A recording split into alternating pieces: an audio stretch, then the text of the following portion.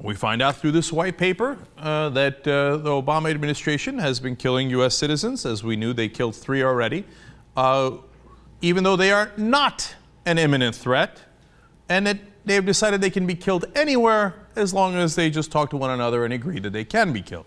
So, Jake Carney, how are you going to explain what appears to be a clearly unconstitutional maneuver of executing U.S. citizens without a trial and without any due process? Go ahead. This president takes his responsibilities very seriously, and first and foremost, that's his responsibility to protect the United States and American citizens. He also takes his responsibility in conducting the war against al-Qaeda as authorized by Congress in a way that is fully consistent with our Constitution and all the applicable laws. Well, I didn't know he was a really serious president. Oh, in that case, execute away. I'm sorry, my bad. I thought that we were a country made of laws and not of men, and that we had to follow those laws even if we were decent and very, very serious presidents. Now, the reason they keep saying this is, hey guys, this isn't Bush or Cheney. Obama's a very serious guy who contemplates a lot. And if he's thought about this for a whole 15 or 20 minutes, that guy probably deserved to die. In fact, Jake Carney, tell us how serious the president is again. This president takes his responsibilities very seriously. You also have a president who is very mindful of the very questions that you are asking. The president takes them seriously. Protect the United States and its citizens very seriously in a way that's consistent with the Constitution and our laws very seriously. The president understands the gravity of these issues, taking very seriously his responsibilities in this. The issues here are important, and the president recognizes that. He takes these responsibilities so seriously. These are weighty matters. You won't get a debate with me about whether these are significant matters. The seriousness with which he takes all of his responsibilities on this, that these are weighty matters, that these are serious issues. Internally, they have been reviewed and considered with great care and deliberation. So we don't have to tell you why we executed those people. We don't have to follow the Constitution. We don't have to give you these memos. By the way, they're still not public. This was leaked to NBC News. It's not even the memo itself. It's a white paper about the memo. But all this is very secret, but it's okay because the president, God, he's been so serious about this for so long. It is such a weighty matter. And he's not a guy who's just flying off the handle like Bush. He thought a lot about it before he executed those U.S. citizens. And, you know, according to our Constitution, if the president is really, really serious, then he can't execute you without a trial. Oh, that's not in the Constitution? Well, I don't know. Jake Carney just told me everything they're doing is constitutional, so it must be so. More of these nonsense excuses.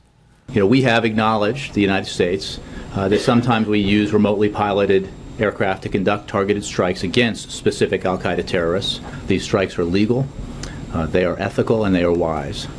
The U.S. government takes great care in deciding to pursue an al-Qaeda terrorist to ensure precision and to avoid loss of innocent life. Oh, I didn't know they were legal, ethical, and wise. Oh, I thought they were, oh, my bad, my mistake. So tell me, which court decided that? Oh, right, no court decided that.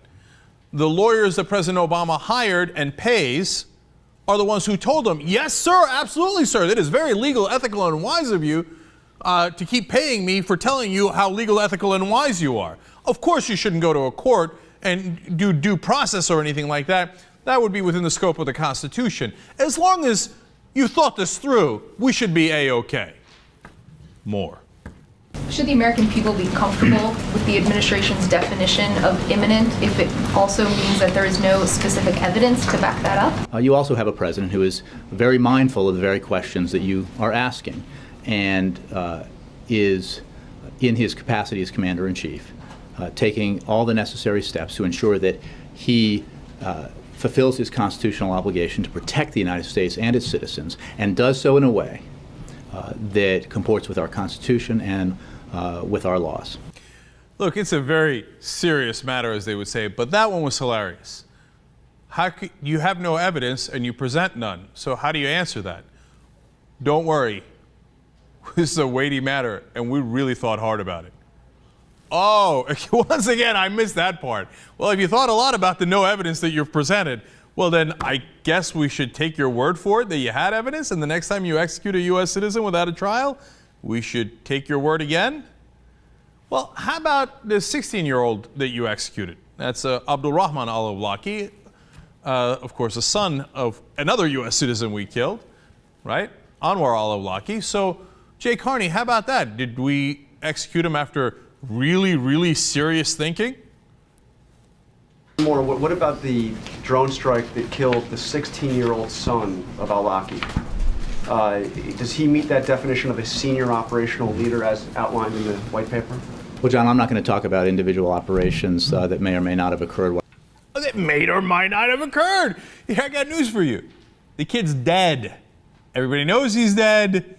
The reporting is that he's dead. He's already buried underneath the ground. And he didn't die in a car accident. He didn't die of pneumonia. He died because a drone landed on top of his head. An event that might or might not have occurred, with evidence that we might or might not have, with legal justifications we might or might not have. But I assure you, no matter what happened, we were really serious about it.